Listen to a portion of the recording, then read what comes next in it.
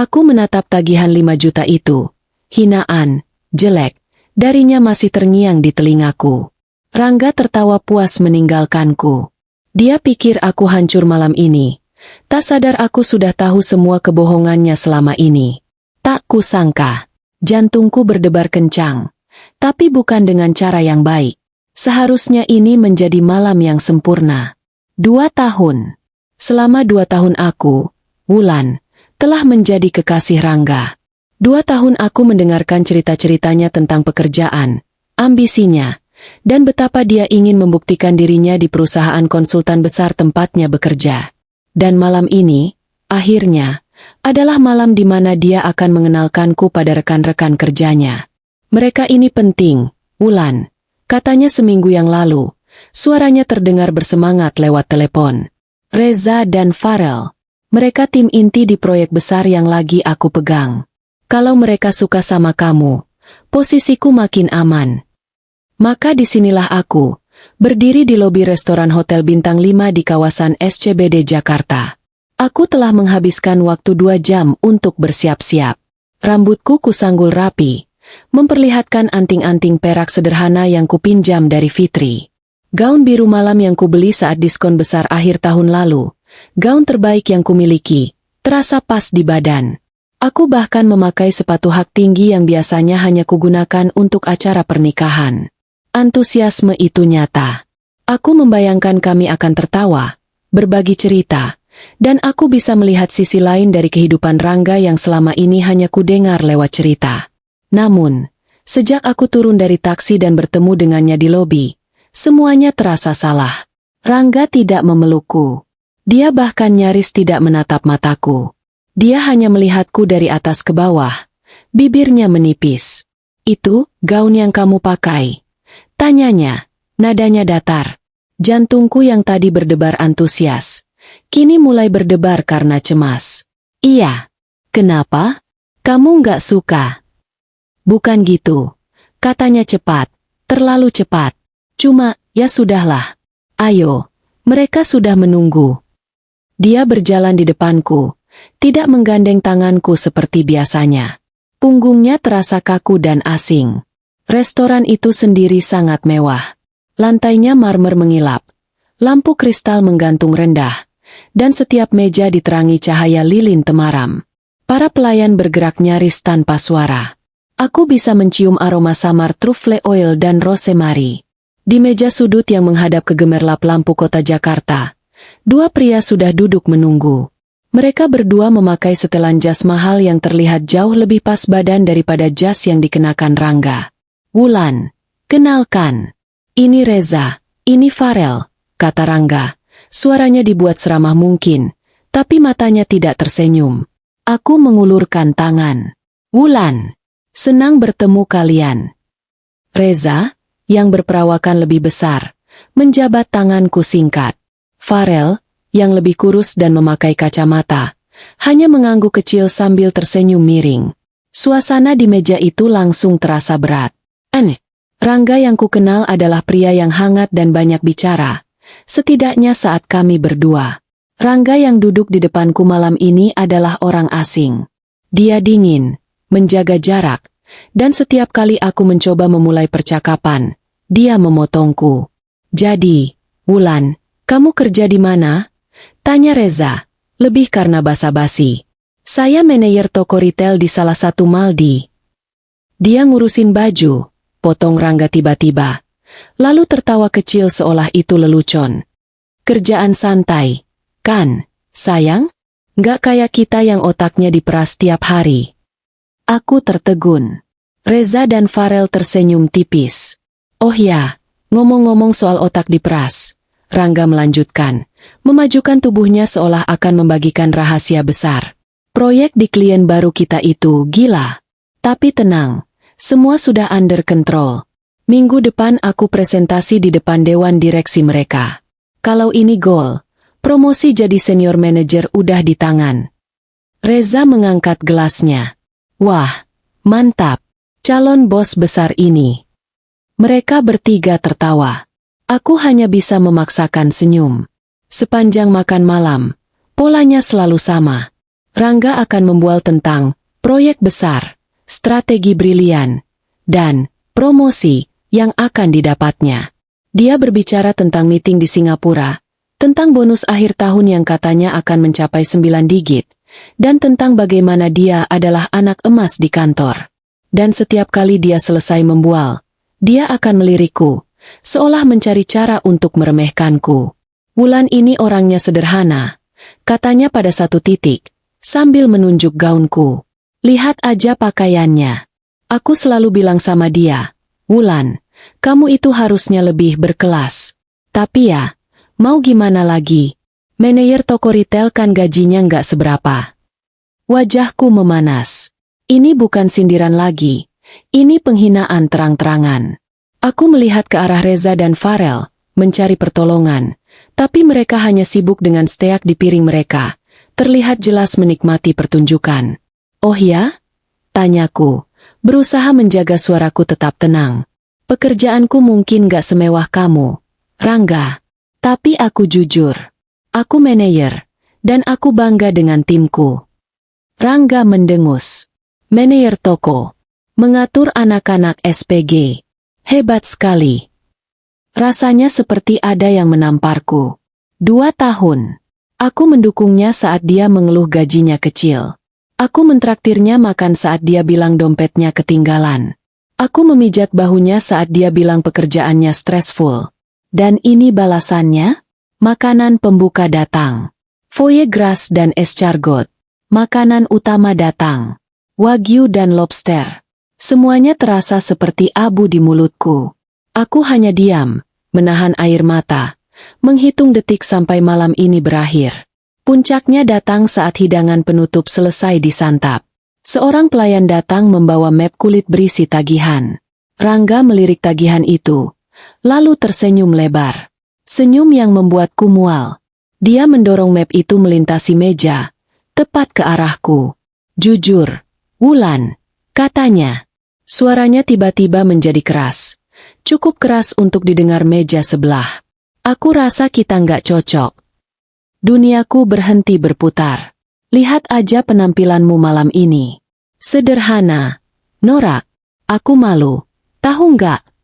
Aku bisa merasakan tatapan Reza dan Farel padaku. Aku ini lagi di puncak karir. Aku butuh pasangan yang selevel. Yang bisa kubawa ke acara-acara besar. Bukan cewek kayak kamu, yang mikirin diskon baju. Air mataku mulai menggenang. Rangga, apa maksudmu? Dia tertawa. Tawa yang kering dan jahat. Maksudku, kita putus. Dan sebagai hadiah perpisahan, anggap aja ini pelajaran. Dia menunjuk map tagihan. Cewek sepertimu harusnya bersyukur aku mau pacari selama 2 tahun. Rangga berdiri. Dia merapikan jasnya. Reza dan Farel ikut berdiri, masih dengan senyum mengejek di wajah mereka. Ayo, bro. Kita lanjut round 2 di lounge, kata Rangga pada teman-temannya. Seolah aku tidak ada di sana. Mereka bertiga berjalan pergi, tertawa terbahak-bahak. Aku ditinggal sendirian di meja. Hening. Restoran yang tadi ramai tiba-tiba terasa senyap. Seorang pelayan mendekat dengan hati-hati. Maaf, Mbak. Tagihannya. Aku membuka map itu dengan tangan gemetar. Mataku membelalak. 5.200.000 rupiah. Napasku tercekat. Itu hampir 2 kali lipat uang sewa apartemenku. Aku menelan ludah, berusaha mengusir rasa panik. Aku menarik kartu debitku. Satu-satunya kartu yang kumiliki. Bisa, Mbak, kataku pada pelayan. Suaraku nyaris tak terdengar. Aku memasukkan PIN. Aku berdoa dalam hati. Dan aku melihat notifikasi di ponselku. Saldo tabunganku terkuras habis. Aku berjalan keluar dari restoran itu dengan kaki lemas. Udara malam Jakarta yang panas dan berpolusi terasa menampar wajahku. Hinaan Rangga, tawa teman-temannya, dan angka 5 juta itu berputar-putar di kepalaku. Saat taksi online yang kupesan akhirnya tiba, aku baru bisa menangis. Perjalanan dari SCBD ke apartemen studioku di kawasan Depok terasa seperti selamanya. Lampu-lampu gedung pencakar langit Jakarta yang biasanya kuanggap indah, Malam ini terlihat buram di balik air mataku. Sopir taksi sepertinya menyadari aku sedang terguncang. Dia menyalakan radio dengan volume pelan dan tidak mengajakku bicara. Seluruh tubuhku gemetar, campuran antara amarah, malu, dan rasa sakit hati yang mendalam. Bagaimana bisa Rangga melakukan ini? 2 tahun hubungan kami. Apakah tidak ada artinya sama sekali? Cewek sepertimu harusnya bersyukur. Penampilanmu norak. Manajer toko retail. Setiap kata-katanya menghantamku lagi dan lagi. Aku merasa bodoh. Sangat bodoh karena telah berdandan begitu antusias. Bodoh karena telah percaya pada janjinya. Bodoh karena telah membiarkan dia meremehkan pekerjaanku selama ini, meskipun aku selalu menganggapnya sebagai lelucon kecil yang tidak berbahaya. Sampai di depan gedung apartemenku, aku hampir tidak bisa berjalan lurus. Tanganku gemetar hebat saat mencari kunci di dalam tas. Begitu pintu terbuka, aku melempar tasku ke lantai dan tubuhku luruh di sofa. Tangis yang kutahan di taksi kini meledak. Aku menangis terisak-isak, memeluk bantalan sofa, merasa begitu kecil dan hina. Di tengah isak tangisku, aku teringat satu orang. Satu-satunya orang yang akan mengerti. Aku meraih ponselku. Jari-jariku kesulitan menekan layar. Fitri. Telepon berdering 2 kali. Wulan? Kenapa? Wul? Suara lo nangis. Suara Fitri di seberang sana langsung terdengar panik. Fitri adalah sahabatku sejak kuliah. Dia tenang, rasional, dan kebalikan total dariku yang lebih perasa. Aku tidak bisa menjawab. Aku hanya bisa menangis lebih keras. Wulan, lo di mana? Lo aman? Jangan bikin gue takut. Apartemen, aku di apartemen. Ujarku terbata-bata. Gue kesana sekarang. Jangan kemana-mana. Kunci pintu. Klik. Telepon ditutup. 40 menit kemudian, bel apartemenku berbunyi. Aku menyeret kakiku ke pintu, membukanya. Fitri berdiri di sana. Wajahnya penuh kekhawatiran. Dia masih memakai piyama gambar kucing dan jaket driver ojek online yang sepertinya dia pinjam. Dia pasti langsung melompat ke ojek begitu aku telepon. Di tangannya, sebuah kantong plastik kresek. Martabak keju, katanya singkat. Lo pasti belum makan. Melihat wajahnya, melihat martabak yang dibawanya, pertahananku runtuh lagi. Fitri tidak berkata apa-apa. Dia masuk, mengunci pintu di belakangnya, menaruh martabak di meja, lalu memelukku erat. Aku menangis di bahunya, menumpahkan semua kekacauan malam ini. Setelah beberapa menit, tangisku mereda menjadi isapan tangis kecil. Fitri melepaskan pelukannya, menuntunku ke sofa. Minum dulu, katanya, menyodorkan sebotol air mineral yang sepertinya dia beli di bawah. Aku minum sedikit. Tenggorokanku kering dan sakit. Sekarang, kata Fitri, duduk di depanku, matanya menatapku tajam. Ceritain pelan-pelan. Siapa yang bikin lo kayak gini? Si Rangga. Aku mengangguk, dan aku menceritakan semuanya. Dari antusiasmeku bersiap-siap, sikap dingin Rangga di lobi, sindirannya tentang gaunku, perkenalan canggung dengan Reza dan Farel. Aku menceritakan bagaimana dia membual tentang promosi dan proyek besarnya, sambil terus-menerus meremehkan pekerjaanku. Saat aku sampai pada bagian di mana dia mendorong tagihan 5 juta itu ke arahku, suara Fitri yang biasanya tenang, berubah. Dia ninggalin lo bayar berapa? 5 juta, Fit. 5.200.000. Bisikku. Bajingan. Desis Fitri. Kata itu keluar dari mulutnya seperti racun. Aku melanjutkan ceritaku, tentang bagaimana dia bilang aku norak, gak selevel, dan bagaimana dia dan teman-temannya pergi sambil tertawa. Setelah aku selesai bercerita, ruangan itu hening sejenak. Aku menunggu Fitri menghiburku, mengatakan bahwa aku pantas mendapatkan yang lebih baik. Tapi Fitri tidak melakukan itu. Wajahnya mengeras, rahangnya mengatup. Dia berdiri dan mulai mondar-mandir di apartemenku yang sempit. Sudah kuduga, bentaknya tiba-tiba, membuatku terlonjak kaget. Sudah kuduga si brengsek itu ada udang di balik batu. Aku bingung. Maksud lo? Lo tahu sesuatu? Fitri berhenti mondar-mandir. Dia menatapku. Matanya berkilat marah. Wulan, maafin gue. Seharusnya gue bilang ini dari lama. Tapi gue pikir, gue nggak mau ikut campur urusan kalian. Gue pikir lo cukup pintar buat lihat belangnya. Lihat apa? Fit? Belang apa? Fitri menarik napas panjang. Lo tahu Arga, kan? Teman gue di komunitas fotografi. Aku mengangguk samar. Aku ingat Fitri pernah menyebut nama itu. Pria pendiam yang beberapa kali ikut hunting foto bareng Fitri. Arga, lanjut Fitri. Dia kerja di kantor yang sama dengan Rangga. Jantungku serasa berhenti berdetak. Gue nggak pernah cerita detail ke lo. Karena gue pikir nggak penting. Tapi beberapa minggu lalu, Arga cerita. Dia nggak kenal Rangga secara pribadi. Tapi dia tahu reputasinya. Waktu gue nggak sengaja sebut nama pacar lo, Rangga, Arga langsung kaget. Kaget kenapa? Tanyaku. Suaraku nyaris tak terdengar. Fitri duduk di sampingku lagi. Dia menggenggam tanganku. Wulan, dengar baik-baik. Katanya serius. Rangga itu bohong. Semuanya. Bohong gimana? Dia bukan manajer pemasaran. Aku terdiam. Kata Arga. Fitri melanjutkan. Suaranya pelan tapi tegas. Rangga itu cuma asisten administrasi di departemen IT.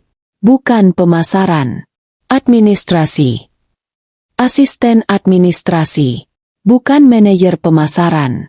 Dan soal promosi, lanjut Fitri. Seolah dia belum selesai menghancurkan duniaku. Itu kebohongan terbesar. Arga bilang, Rangga itu justru lagi dalam masa percobaan. Kinerjanya buruk banget.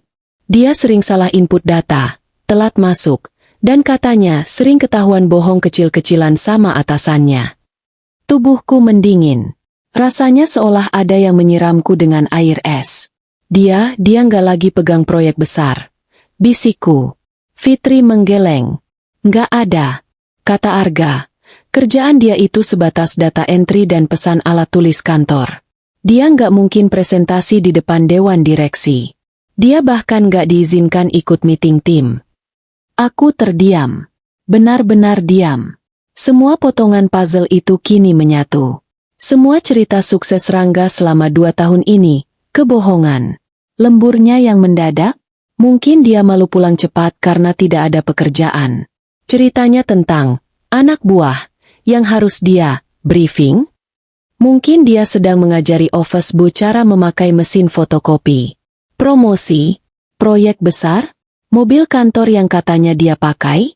Bohong, bohong, semuanya bohong. Air mataku yang tadi sudah kering, kini mengalir lagi. Tapi ini bukan tangisan kesedihan. Ini tangisan amarah. Tangisan karena merasa bodoh. Dia tidak hanya menghinaku. Dia menghinaku dengan uangku. Dia menghinaku untuk menutupi kebohongannya sendiri. Dia meremehkan pekerjaanku sebagai manajer toko. Padahal pekerjaannya sendiri, asisten administrasi yang terancam dipecat. Rasa sakit hati itu berubah menjadi sesuatu yang lain. Sesuatu yang dingin dan tajam. Dia menghinaku. Kataku pada Fitri. Suaraku bergetar karena marah. Dia bilang aku nggak selevel. Dia bilang aku norak. Padahal dia seorang pembohong pengecut. Potong Fitri. Dia malu sama dirinya sendiri. Dan dia melampiaskannya ke kamu. Fitri benar. Rangga tidak mencampakkanku karena aku jelek atau nggak selevel. Dia mencampakkanku dengan cara sekejam itu karena dia tahu kebohongannya tidak bisa dipertahankan lagi. Dia perlu menghancurkanku lebih dulu sebelum aku sadar siapa dia sebenarnya. Malam itu, di apartemen studioku yang sempit, sambil memakan martabak keju yang mulai dingin, aku bukan lagi Wulan yang patah hati. Aku adalah Wulan yang membuka mata. Dan aku adalah Wulan yang ingin tahu seberapa dalam lubang yang telah digali Rangga untuk dirinya sendiri. Matahari pagi di Depok menyorot tajam, menembus tirai tipis apartemenku. Aku tidak tidur. Semalam, Setelah Fitri pulang, setelah kami menghabiskan martabak keju dingin itu sambil menyusun kepingan teka-teki kebohongan Rangga, aku hanya duduk di sofa, menatap dinding. Setiap jam, babak baru kemarahan menggantikan babak kesedihan. Jam 3 pagi, aku marah pada diriku sendiri. Bagaimana aku bisa sebodoh itu? Aku, seorang manajer toko yang setiap hari berurusan dengan berbagai macam karakter pelanggan, yang bisa mencium kebohongan stafku hanya dari gerak-gerik mata mereka, bisa ditipu mentah-mentah selama 2 tahun? Tanda-tandanya pasti ada. Aku hanya menolak untuk melihatnya. Jam 4 pagi, aku marah pada Fitri. Kenapa dia tidak memberitahuku lebih awal? Tapi kemarahan itu cepat reda. Ini bukan salahnya. Aku tahu Fitri. Dia menghargai hubunganku. Dia tidak mau menjadi perusak. Dia memberitahuku begitu dia tahu aku dalam masalah. Jam 5 pagi, kemarahan itu terfokus. Seperti sinar laser. Tertuju lurus pada Rangga. Aku teringat semua hal. Semua lembur palsunya. Semua cerita, klien besar, yang terdengar samar. Semua penjelasannya yang berbelit-belit mengapa aku tidak pernah bisa datang ke kantornya. Peraturannya ketat. Sayang, katanya dulu. Nggak boleh ada orang luar masuk area kerja. Sekarang aku tahu.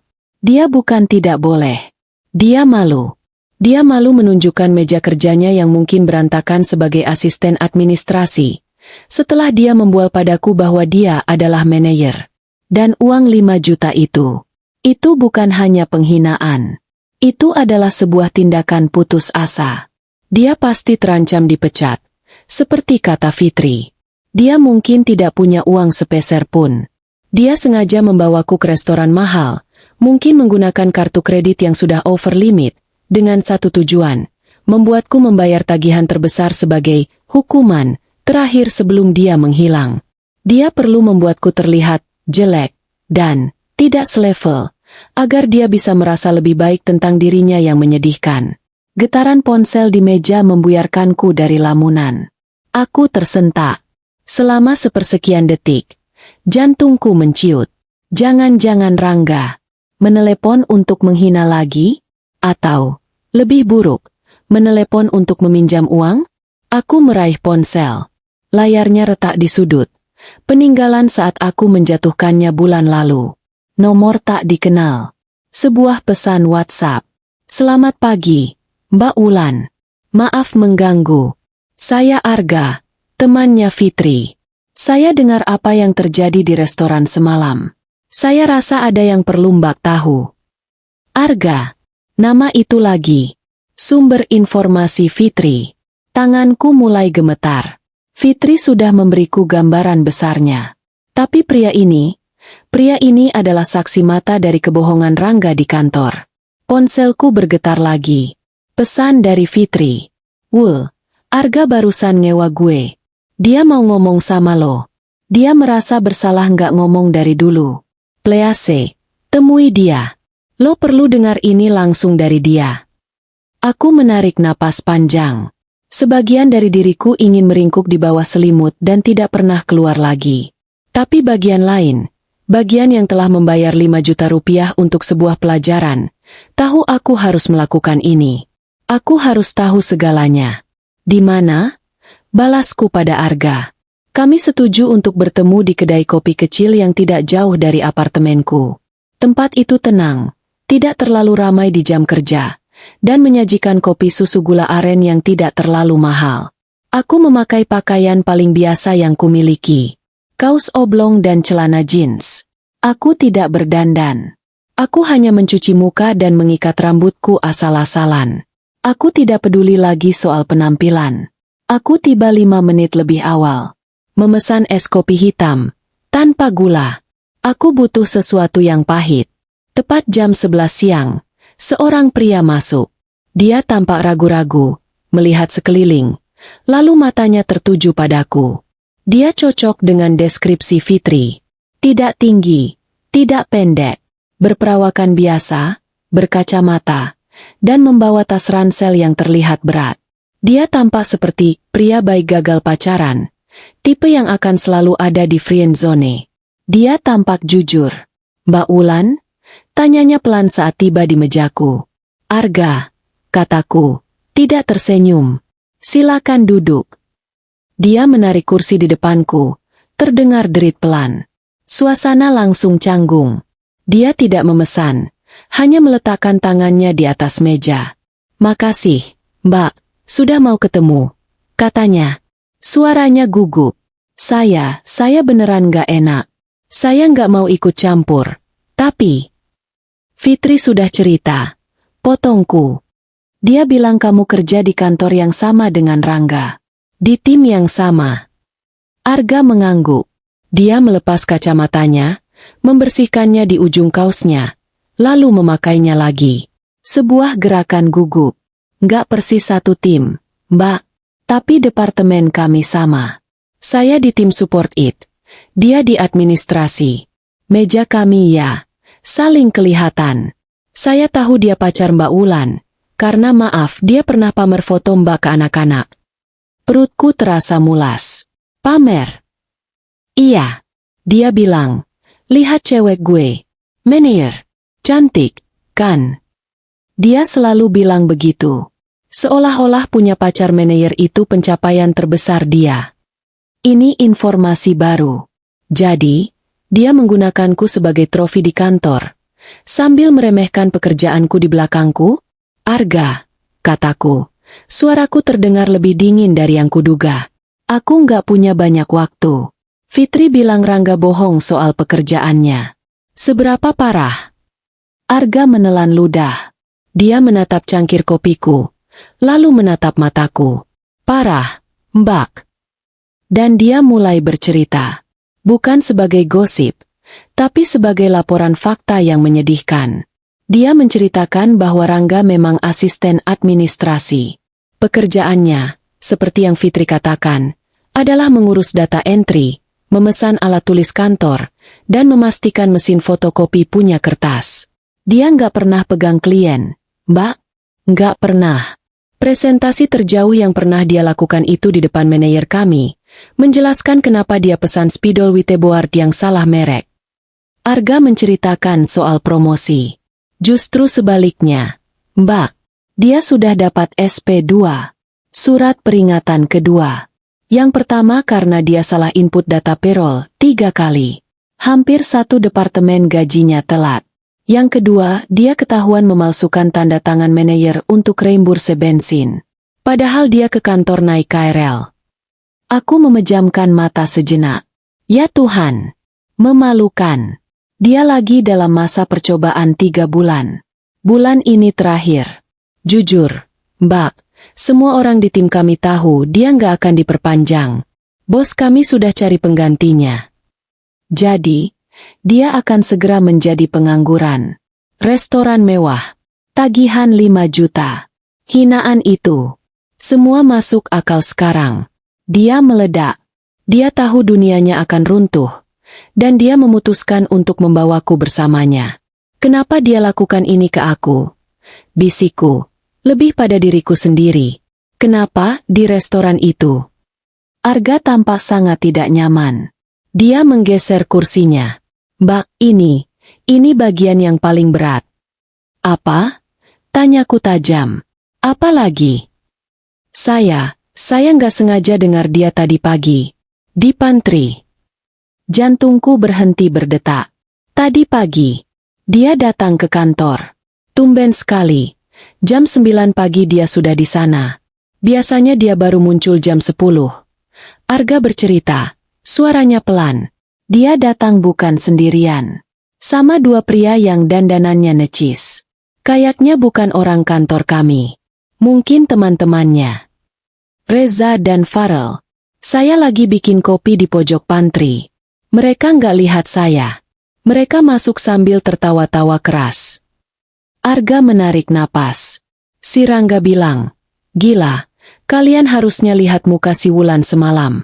Kayak ikan kehabisan air." Syok berat dia. Suaranya dibuat-buat, menirukan Rangga. Napasku tercekat. Terus, lanjut Arga. Temannya yang satu, yang lebih kurus, bilang, "Lo gila, gak? Lo beneran tinggalin dia bayar 5 juta? Arga menatapku dengan tatapan kasihan. Terus Rangga ketawa. Mbak, ketawa keras sekali. Dia bilang, iyalah, anggap aja biaya pesangon jadi mantan pacar asisten administrasi. Hahaha. Aku bisa membayangkan tawa itu. Tawa angkuh yang sering kudengar saat dia meremehkan orang lain. Temannya yang satu lagi nanya. Arga melanjutkan. Terus lo nggak takut dia ngamuk? Nyari lo ke kantor. Dan Rangga dia bilang, ngamuk apa? Cewek kayak Wulan itu gampang. Paling sekarang lagi nangis-nangis di apartemennya. Jelek, miskin, gampang dibodohi pula.